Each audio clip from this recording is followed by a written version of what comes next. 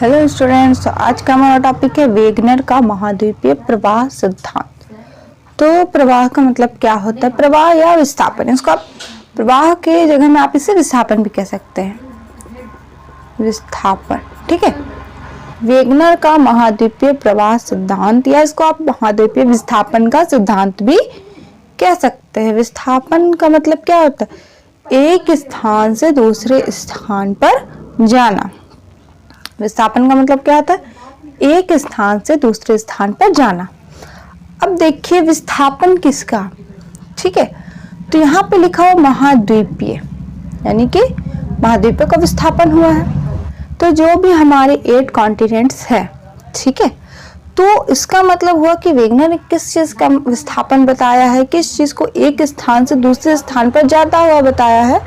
तो उन्होंने बताया है कि हमारी पृथ्वी पर जो महाद्वीप हैं, जो 8 कॉन्टिनेंट्स है, उनका विस्थापन हुआ, यानी कि उन्होंने अपने स्थान को परिवर्तित किया, वो अपने एक स्थान से दूसरे स्थान पर गए हैं, ठीक है।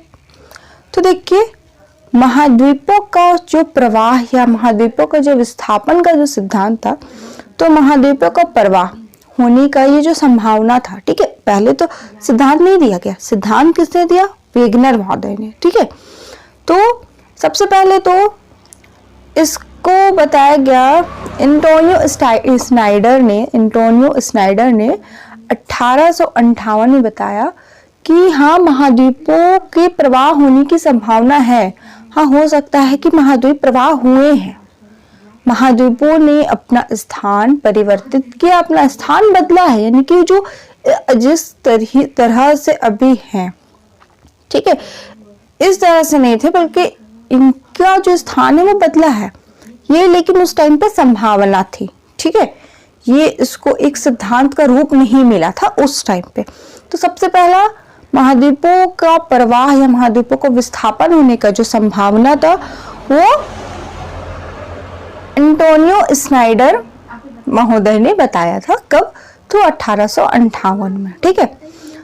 उसके बाद F.G. टेलर ने 1908 से 1910 में ये बताया, उन्होंने अपनी विचारधारा दी कि हाँ, महाद्वीपों का विस्थापन हुआ है या महाद्वीपों का प्रवाह हुआ है, लेकिन इनका जो विचारधारा था, इनकी जो विचारधारा थी, वो व्यवस्थित रूप नहीं ले पाई, ठीक है। उसके बाद आए अल्फ्रेड वेगनर महोदय, जिनका सिद्धांत हमें यहाँ पढ़ना है, जिनकी थ्योरी हम यहाँ पढ़ रहे हैं भी, ठीक है। तो उन्होंने, अल्फ्रेड वेगनर ने 1912 में, कब? अल्फ्रेड वेगनर ने 1912 में ये बताया कि महाद्वीपों का प्रवाह हुआ है, महाद्वीपों का विस्थापन हुआ, और उन्होंने अपना सिद्धांत दिया, ठीक है। तो सबसे पहले तो हम ये जान लेते हैं कि अल्फ्रेड वेगनर थे कौन, ठीक है। तो ये एक जलवायु विज्ञानवेत्ता थे, ठीक है। अभी जो हम ये चैप्टर पढ़ रहे हैं, हम किस में पढ़ रहे हैं? जियोमॉर्फोलॉजी में पढ़ रहे हैं, ठीक है, यानी कि भू आकृति विज्ञान में पढ़ रहे हैं। लेकिन अल्फ्रेड वेगनर का कहीं से भी कोई भी संबंध भू आकृति विज्ञान से नहीं था, बल्कि ये कौन थे? जलवायु विज्ञानवेत्ता थे। तो ये क्या कर रहे थे कि हमारे अर्थ में ही अलग अलग जगह जाकर के जलवायु का सर्वेक्षण कर रहे थे। तो उन्हें क्या मिला कि कहीं पे अगर एक स्थान पर कोयले के कुछ अंश मिले हैं, तो दूसरे स्थान पर भी इन्हें कोयले के कुछ अंश मिले, ठीक है। आइस एज के टाइम पे जो बर्फ गिरी थी, ठीक है, जो हिमनीकरण हो रहा था, तो उसका जो बर्फ था, तो उन्हें उसका अंश, उस बर्फ का अंश इन्हें भारत में भी देखने के लिए मिला, ब्राजील में भी मिला, ऑस्ट्रेलिया में भी मिला। तो इनको थोड़ा कंफ्यूजन हो गया कि ऐसा कैसे हो सकता है, एक ही तरह की चीज 2 जगह कैसे मिल सकती है। इन्हें कुछ चट्टानें भी मिली, ठीक है। अब जैसे भारत में ही देख लीजिए, हर जगह अलग अलग तरह की जलवायु मिलती है। जैसे कि आप कश्मीर में चले जाइए तो वो ठंडा प्रदेश है, ठीक है। आप झारखंड में आ जाइए तो वो गर्म प्रदेश है। आपको यहाँ कोयला भी मिल रहा, लेकिन कोयला कहाँ मिलता है? जो गर्म प्रदेश होता है। तो इसका मतलब क्या, हम भारत को क्या कहें कि वो गर्म है कि ठंडा है? ये तो कंफ्यूजन हो गया। तो यही चीज हुआ अल्फ्रेड महोदय के साथ भी। उन्हें लगा, उन्होंने जब सर्वेक्षण करना वो स्टार्ट किए, जब सर्वेक्षण करना स्टार्ट किए तो वो सोचे कि हाँ चलो हर जगह की जलवायु अलग अलग होती है, लेकिन उन्हें कुछ वहाँ कहीं कहीं पे कुछ सिमिलैरिटीज मिलने लगी, तो उसके वजह से ये कंफ्यूज हो गए। तो इन्होंने क्या कहा कि जलवायु परिवर्तन की सप्रमाण एवं कालक्रम के आधार पर इन्होंने महाद्वीपों का प्रवाह या महाद्वीपों का विस्थापन सिद्धांत दिया था। इनका ये जो सिद्धांत था वो जर्मन भाषा में था। किस लैंग्वेज में था? ये जर्मन लैंग्वेज में था। फिर ये इंग्लिश में ट्रांसलेट हुआ था 1924 में, 1924 में ये इंग्लिश में ट्रांसलेट हुआ था, इनका जो विस्थापन का सिद्धांत था। तो वेगनर ने भूवैज्ञानिक संरचना, जीवाश्म आकृति की समानता के आधार पर कहा कि सभी महाद्वीप अति प्राचीन काल में आपस में जुड़े हुए थे, यानी कि जितने भी अभी महाद्वीप हमें देखने के लिए मिलते हैं, जैसे ऑस्ट्रेलिया हो गया, यूरोप है, एशिया है, दक्षिण अमेरिका है, उत्तर अमेरिका है, दक्षिण अमेरिका है, अफ्रीका है, अंटार्कटिका, यानी कि ये सब जो हैं वो अति प्राचीन काल में एक साथ जुड़े हुए थे। अभी तो सब अलग अलग है, लेकिन इनका कहना था कि एक साथ सब जुड़े हुए हैं। अब उन्होंने क्या कहा? दूसरी बात उन्होंने कही कि महाद्वीपों की महाद्वीपों की या तो जलवायु बदली है या वह अपनी मूल जलवायु वाले स्थानों से विस्थापित होकर वर्तमान स्थिति की ओर बहे हैं। अब वेगनर के अनुसार मेसोजोइक कल्प के प्रारंभ तक सभी महाद्वीप एक विशाल स्थलखंड के रूप में थे। अब देखिए हर चीज का एक एज होता है, तो वैसे ही पृथ्वी का भी एक एज बताया गया है। तो उसमें इन्होंने बताया कि मेसोजोइक कल्प जब था, ठीक है, तो उसमें जो संपूर्ण जो स्थल खंड था हमारा, ठीक है, जो संपूर्ण महाद्वीप जो था वो एक विशाल स्थल खंड के रूप में था, यानी कि बहुत बड़े स्थल खंड के रूप में था, ठीक है। सारे जितने भी स्थल खंड, जितने महाद्वीप सब के सब एक साथ जुड़े हुए थे, और उस विशाल स्थल खंड का नाम इन्होंने क्या बताया? पेंजिया। क्या नाम बताया? पेंजिया। और पेंजिया के मध्य में ही एक सागर था, भूसन्नति थी, जिसका नाम उन्होंने क्या दिया? टेथिस सागर, ठीक है। और इस पेंजिया के चारों ओर पेंथालासा महासागर था। क्या था? पेंथालासा महासागर। बाद में होम्स महोदय ने इसी पेंथालासा महासागर को प्रशांत महासागर कहा। इसलिए जो ये प्रशांत महासागर है हमारा, वो सबसे बड़ा महासागर है। जैसे देखिए यहाँ पे पेंजिया है, ये एक विशाल स्थल खंड है, ठीक है। तो ये इसमें सबके सब एक साथ जुड़े हुए हैं। तो इन्होंने बताया कि हाँ पेंजिया ये हो गया, इसके चारों ओर जो महासागर है वो उसका नाम क्या दे दिया? पेंथालासा। ये कहीं पर नाम नहीं था, ये अल्फ्रेड वेगनर ने खुद से ये नामकरण किया था, पेंजिया और पेंथालासा, ठीक है। अब देखिए यहाँ पे विस्थापन, महाद्वीपों का विस्थापन या प्रवाह। तो मेसोजोइक कल्प के प्रारंभ में पेंजिया यानी कि जितने भी स्थलखंड थे वो एक साथ जुड़े हुए थे, और इसके चारों ओर क्या था? पेंथालासा था। उसके बाद क्या हुआ? ट्रायसिक युग में ये दो खंड में ये विभाजित हुआ, ठीक है। किस स्थलखंड में? तो ऊपर वाला जो चला गया, उत्तर की ओर जो गया उसे लॉरेंशिया कहा गया, जो नीचे में था उसे गोंडवाना लैंड, ठीक है। इसी लॉरेंशिया को अंगारा लैंड भी कहा जाता है। उसके बाद जुरासिक युग में क्या था? ये इसी तरह से, अब ये जुरासिक युग में ये बह रहे थे, ठीक है, गति कर रहे थे। और इनकी गति कैसे थी? पश्चिम और उत्तर की ओर इनकी गति थी, ठीक है। अब क्रिटेशियस युग में ये बह ही रहे थे, गति ही कर रहे थे उसी तरह से। उसके बाद ये अभी ये वर्तमान की स्थिति है। देखिए मेसोजोइक कल्प में पेंजिया महाद्वीप संगठित बना रहा, यानी कि एक साथ बना हुआ था, पेंजिया महाद्वीप था। पृथ्वी की आंतरिक घटनाओं के कारण दो खंडों में विभाजित होकर विस्थापित हो गया। पृथ्वी के आंतरिक हिस्से में, आंतरिक भाग में, यानी पृथ्वी के अंदर जो भी घटनाएं होती है, प्लेटों की भी तो गति होती है। प्लेटों की गति होने की वजह से कहीं पे भूकंप भी आते हैं, ज्वालामुखी क्रियाएं भी होती है, ठीक है। तो उस वजह से भी बताया गया अंदर बहुत सारी घटनाएं घटित होती हैं। तो पृथ्वी की आंतरिक घटनाओं के कारण भी ये क्या हुआ, 2 खंडों में विभाजित हो गया। क्या किन 2 खंडों में, तो लॉरेंशिया और गोंडवाना लैंड।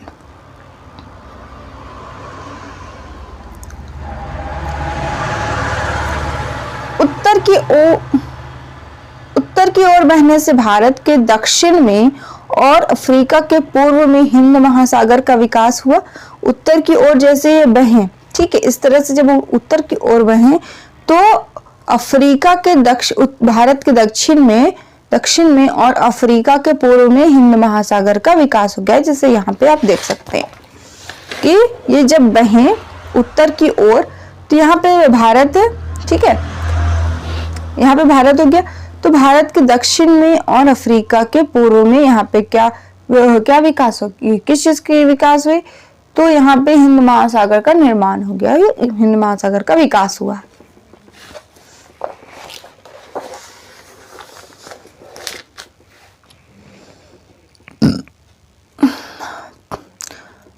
यूरोप और अफ्रीका तथा दोनों अमेरिका के मध्य में अटलांटिक महासागर के बेसिनों का विकास हुआ।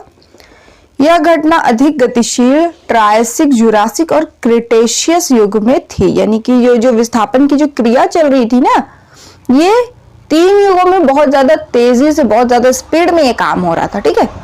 कब कब, तो ट्रायसिक युग में, जुरासिक युग में और क्रिटेशियस युग में। अल्पाइन क्रम के पर्वतों का निर्माण भी इसी टाइम पे हुआ था, ठीक है। जो विस्थापन ये हो रहा था, ये 3 युगों में बहुत ज्यादा स्पीड में ये काम चल रहा था और इनका जो विस्थापन था वो गति में थी। तो इस टाइम पे किस तरह के पर्वतों का, अल्पाइन क्रम के पर्वतों का भी निर्माण हुआ था। अब देखिए वेगनर के अनुसार क्या है कि विषुवत रेखा या उत्तर की ओर महाद्वीपीय विस्थापन का कारण गुरुत्वाकर्षण बल एवं प्लवनशीलता बल है। प्लवनशीलता बल भी आप जानते हैं, गुरुत्वाकर्षण जो पृथ्वी अपनी ओर खींचती है, प्लवनशीलता बल कहते हैं जिसमें कोई भी पदार्थ जो है पानी के ऊपर जो तैरता है, ठीक है, पानी या कुछ भी तरल पदार्थ है जो ऊपर की ओर जो फोर्स लगाती है उसे प्लवनशीलता का बल कहते हैं।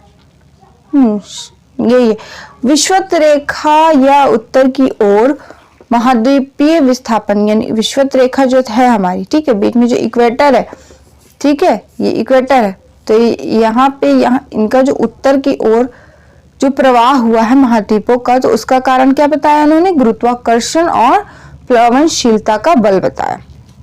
पश्चिम की ओर प्रवाह का कारण क्या है, इन्होंने बताया कि सूर्य एवं चंद्रमा का सम्मिलित ज्वारीय बल। सूर्य और चंद्रमा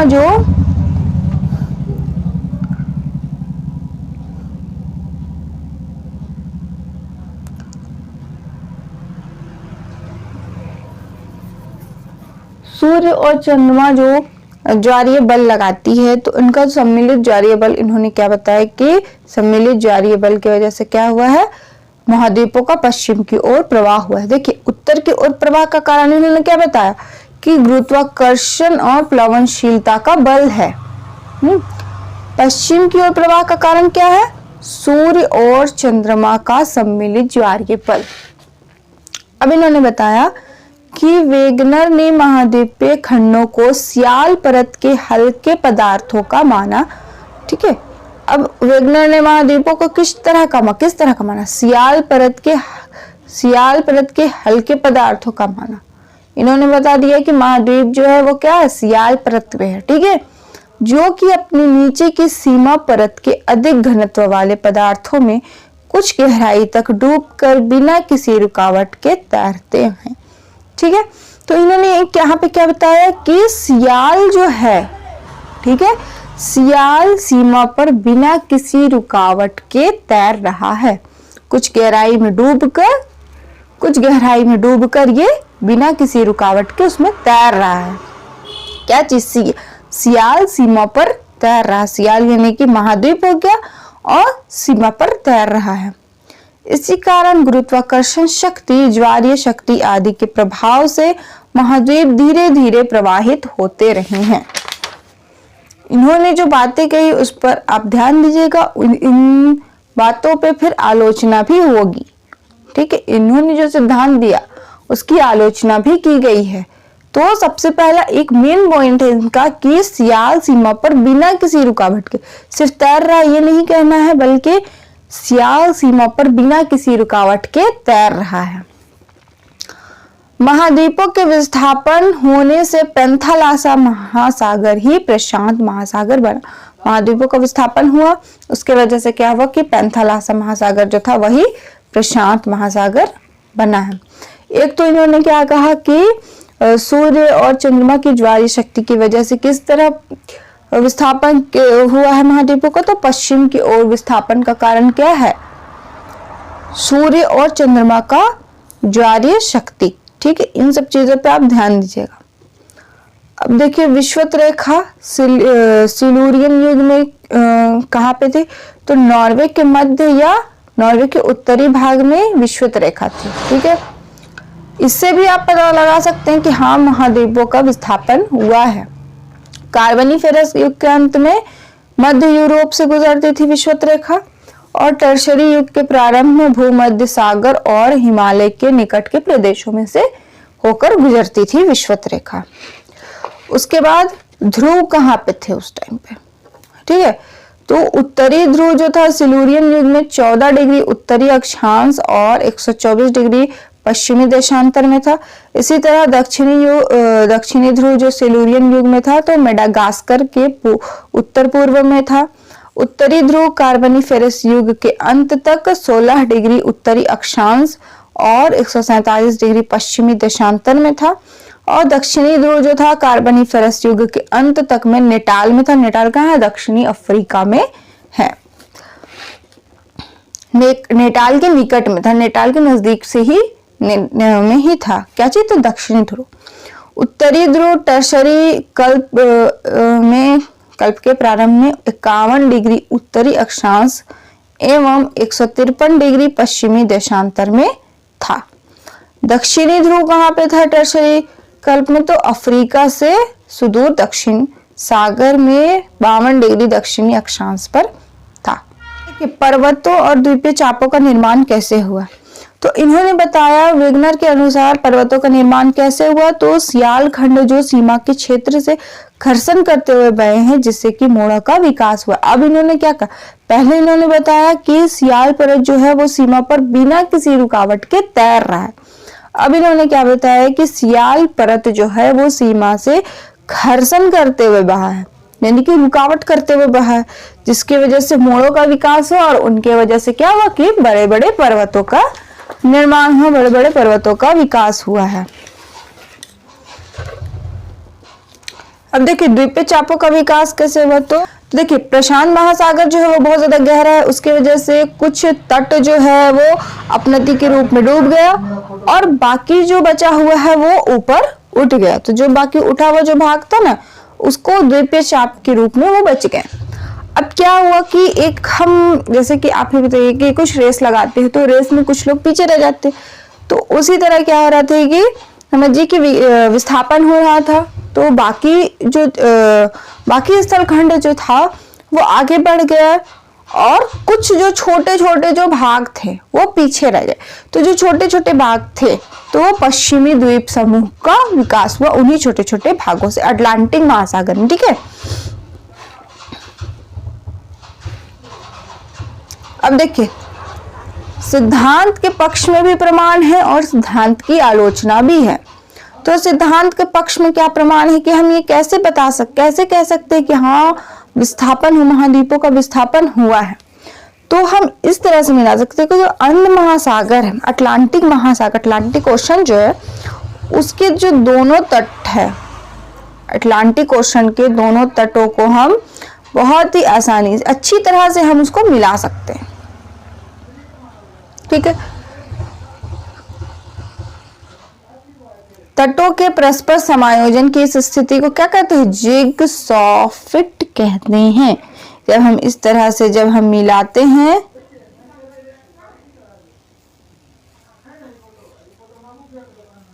ठीक है, तो इन दोनों को हम आसानी से मिला सकते हैं और इसी समायोजन को क्या कहते हैं, जिगसॉ फिट। ठीक है, यहाँ पे मैं डायग्राम बनाना भूल गई थी, आप डायग्राम बना लीजिएगा इसका। ठीक है, अमेरिका के पूर्वी तट तथा अफ्रीका के पश्चिमी तट की चट्टानों की संरचना समरूपता है, चट्टानों में समरूपता कुछ पाई गई है।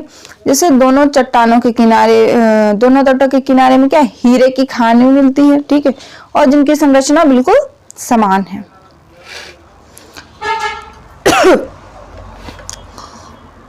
यूरोप में पाया जाने वाला लैमिंग जीव ऋतुओं के अनुसार पश्चिम की ओर स्थानांतरण करते हैं और अंध महासागर में कूदकर अपनी जान दे देते हैं। ऐसा वेगनर महोदय ने कहा है कि यूरोप में जो लैमिंग नाम के जो जीव पाए जाते हैं, तो उनके पूर्वज जो थे वो ऋतुओं के अनुसार स्थानांतरण करते थे, ठीक है, तो वो पश्चिम की ओर जाते थे। तो इनका ये कहना है कि अंध महासागर, अब तो वहां अंध महासागर हो गया, तो इनका कहना है कि पहले स्थल भाग होगा वहां। तो ये जो जीव थे वो स्थल भाग में ही क्या करते थे, स्थानांतरण करते थे, या आप बोल सकते कि प्रवास करते थे, ठीक है। लेकिन अब ये इनका क्या कहना है कि उसी तरह से जिस तरह से पूर्वज स्थानांतरण करते थे, प्रवास करते थे ऋतुओं के वजह से, वैसे ही अभी भी लैमिंग जीव जो है वो पश्चिम की ओर स्थानांतरण करते हैं। लेकिन अब क्या हो रहा है कि वहां पे अब स्थल भाग नहीं है, अब वहां पे क्या है, अंध महासागर, जिसकी वजह से वो वहां पे कूद जाते हैं, ये कहना था, ठीक है। तो यूरोप में पाए जाने वाले लैमिंग जीव ऋतुओं के अनुसार पश्चिम की ओर स्थानांतरण करते हैं और अंध महासागर में कूदकर अपनी जान दे देते हैं। ग्लोसोप्टेरिस वनस्पति तथा और मेसोसोरस जंतु के जीवाश्म दक्षिण अफ्रीका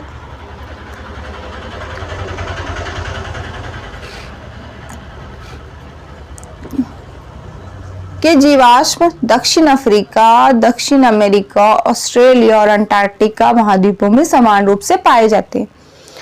कार्बोनिफेरस युग में हुए हिमनीकरण के प्रभाव फॉकलैंड, दक्षिण अफ्रीका, ब्राजील, भारत, ऑस्ट्रेलिया में समान रूप से देखने के लिए मिलता है, ठीक है। और ये तभी संभव है जब सारा का सारा स्थल खंड जो है वो एक साथ पेंजिया के रूप में जुड़ा हुआ। ऑस्ट्रेलिया में पाए जाने वाला कंगारू पशु के जीवाश्म दक्षिण पूर्वी ब्राजील में पाए गए हैं। अब देखिए आलोचना कैसे हुई। आलोचना, विद्वानों ने यह भी कहा कि वेगनर ने तो पहले ये बता दिया कि सियाल निर्मित जो महाद्वीप है वो सीमा पर बिना किसी रुकावट के तैर रहा है। तो फिर उन्होंने क्या बताया कि सीमा जो है वो घर्षण करते हुए महाद्वीपों के पश्चिम और उत्तर प्रवाह के समय प्रशांत महासागरीय तल की सीमा से टकराने से रॉकीज एंडीज पर्वत श्रेणियों का निर्माण हुआ। उन्होंने बताया कि घर्षण हुआ, घर्षण होने की वजह से क्या हुआ कि मोड़ों का निर्माण हुआ, ठीक है, ऊंचे ऊंचे मोड़ों का निर्माण हो गया। उससे क्या हो गया कि रॉकीज और एंडीज पर्वत श्रेणियों का निर्माण हो गया। तो अब विद्वानों ने ये कहा, विद्वानों के दिमाग में ये सवाल आया कि अगर सीमा कठोर है तो सियाल निर्मित महाद्वीप का प्रवाह नहीं हो सकता है, ठीक है, क्योंकि फिर वो रुकेगी। तो अगर वो रुक रही है, अगर उनका प्रवाह हो रहा, तो हम महाद्वीपों का विस्थापन नहीं मान सकते हैं। अगर उनका प्रवाह हो रहा तो हम महाद्वीपों का विस्थापन नहीं मान सकते। अगर वो कठोर है तो हम महाद्वीपों का विस्थापन नहीं मान सकते। और अगर उसमें घर्षण नहीं है, अगर वो कठोर नहीं है, अगर सीमा में कोई कठोरता नहीं है, तो फिर इतने बड़े पर्वत का निर्माण नहीं हो सकता, क्योंकि बड़े पर्वतों का निर्माण, मोड़ों का निर्माण होने के लिए क्या चाहिए, घर्षण चाहिए। और विस्थापन के लिए, किसी भी चीज के प्रवाह के लिए घर्षण नहीं चाहिए। घर्षण अगर होगा तो वहां पे रुकावट बनेगी। रुकावट अगर हो रही तो फिर इन्होंने पहले बता दिया कि सियाल जो है वो सीमा पर बिना किसी रुकावट के तैर रहा है। फिर बता दिया कि उस पर घर्षण कर रहा है, तो घर्षण की वजह से क्या हो गया कि बड़े मोड़ों का विकास हुआ और जिससे कि पर्वतों का निर्माण हुआ है। तो ये तो बात सरासर गलत हो गई। अब उन्होंने ये बताया कि चंद्रमा व सूर्य महाद्वीपों को तभी खिसका सकते हैं जब उनमें वर्तमान ज्वारीय बल से 90 गुना अधिक बल हो। पहले तो उन्होंने बता दिया कि विस्थापन इसकी वजह से हुआ, चंद्रमा और सूर्य का जो ज्वारीय बल था उसके वजह से। लेकिन फिर विद्वानों ने यह बताया कि चंद्रमा और सूर्य का जो ज्वारीय बल है ये महाद्वीपों को तभी खिसका सकता है जब इसमें अभी जितना इनका ज्वारीय बल है उससे 90 गुना ज्यादा ज्वारीय बल हो। और अगर इतना ज्यादा ज्वारीय बल होगा तो हो सकता है कि पृथ्वी का घूर्णन भी रुक जाए। ठीक है। वेगनर ने यह सही नहीं बताया कि कार्बोनिफेरस युग में ही पेंजिया क्यों टूटा, पश्चिम और विषुवत रेखा की ओर ही क्यों प्रवाहित हुआ। कार्बोनिफेरस युग से पहले पूरा पेंजिया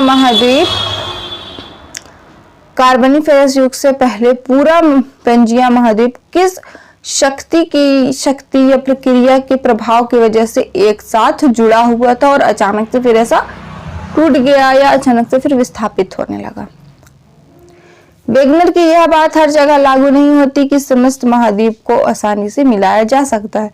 अटलांटिक महासागर के पूरे तटों को अच्छी तरह मिलाने पर या अच्छी तरह सटाया नहीं जा सकता, उन्हें भी जोड़ा जाए तो उनमें 15 डिग्री का अंतर मिलता है। अब आ गया कि लैमिंग जंतुओं के प्रमाण को अतिरेकपूर्ण माना गया है क्योंकि करोड़ों वर्षों में जब जीव ही बदल गए तो क्या जीवों की आदतें आज भी समान रहेगी। करोड़ों वर्षों में जीव क्या है, जीवों में परिवर्तन आए हैं तो ये कह नहीं सकते हैं कि लैमिंग जीव जो थे वो पहले भी इसी तरह से स्थानांतरण करते होंगे। तो ये था हमारा आज का चैप्टर वेगनर का महाद्वीपीय विस्थापन सिद्धांत। आई होप आपको ये क्लियर हो गया होगा, ये टॉपिक, ये थ्योरी आपको क्लियर हो गई होगी। अगर इसमें कुछ डाउट है तो आप मुझे कमेंट करके बता सकते हैं। आपको अगर कोई और भी चैप्टर का वीडियो चाहिए या कोई डाउट है या आपको इम्पोर्टेंट क्वेश्चन चाहिए तो आप मुझे कमेंट करके बता सकते हैं। तब तक के लिए टेक केयर, गुड बाय।